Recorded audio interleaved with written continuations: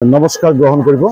আচলতে আমাৰ এই চাপৰ আঞ্চলিক শ্মশান যি কালী মন্দিৰ, এয়া 1892 চনত স্থাপিত। আজিৰ তাৰিখলৈকে 133 বছৰ পূৰ্ণ কৰিলে। আজি এই 133 বছৰত আমি এই সমূহ চাপৰ নগৰৰ এই 10টা ৱাৰ্ড আৰু 2খন পঞ্চায়ত মিলি গোটেই ৰাইজ মিলি আজি আমি ইয়াত উপস্থিত হৈছিলোঁ। এতিয়াও আমাৰ পূজাভাগ চলি আছে যে এই 133 বছৰৰ ভিতৰত আজি আমাৰ মা, আমাৰ কালীমাই, শ্মশান কালীমাই আজি এখন ঘৰ পালে, আজি নিজৰ এটা স্থান পালে।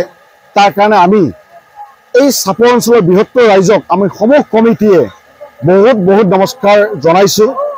এই ৰাইজৰ যি দান বৰঙণি, ৰাইজৰ যি সহায় সহযোগ, ৰাইজৰ যি আশীৰ্বাদ, তাৰ কাৰণে আজি আমাৰ এই 133তম যিখন কালী পূজা, শ্মশান কালী পূজা আমি সাফল্যমণ্ডিত কৰিব পাৰিছোঁ। ৰাইজে হিয়া ভাগি আহিছে, ৰাইজৰ যি আদৰ, ৰাইজৰ আমাৰ প্ৰতি যি কৃতজ্ঞতা, ৰাইজৰ যি সহযোগ, সেইখিনি দেখি আমি আগ্ৰহী হৈছোঁ যে অনাগত দিনত মা শ্মশান কালী মন্দিৰক আৰু যেন আমি নতুন ৰূপত গঢ় দিব পাৰোঁ। এই ক্ষেত্ৰত আপোনালোকৰ জৰিয়তে সমূহ ৰাইজক আমি এটাই আহ্বান জনাইছোঁ, ৰাইজ আপোনালোকে আগবাঢ়ি আহক। আপোনালোকে আমাৰ ভগৱান, আপোনালোকে আমাৰ আশীৰ্বাদ। আপোনালোক থকালৈকে আমি সমূহ কাৰ্যত কৃতকাৰ্যতা লাভ কৰিম, আমি সফল হ'ব পাৰিম। আৰু যি ধৰণে আজি আপোনালোকে আহিছে, ইমান দিনে যি ধৰণে আপোনালোকে সহায়ক আগবঢ়াইছে, তাৰ কাৰণে আপোনালোকক বহুত নমস্কাৰ জনাইছোঁ।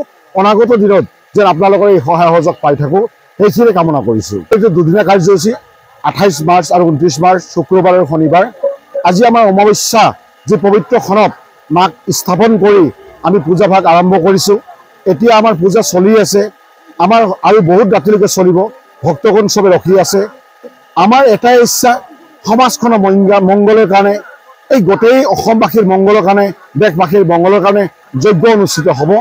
এই যজ্ঞৰ জৰিয়তে আমি মা কালীক আৰাধনা কৰিম যে মায়ে যেন সমূহ ৰাইজক সুস্থ সবল ৰাখে, ৰস, শক, দুখ ব্যাধি যেন চব দূৰ কৰি দিয়ে। এইখিনি আমাৰ কৰ্ম কমিটি।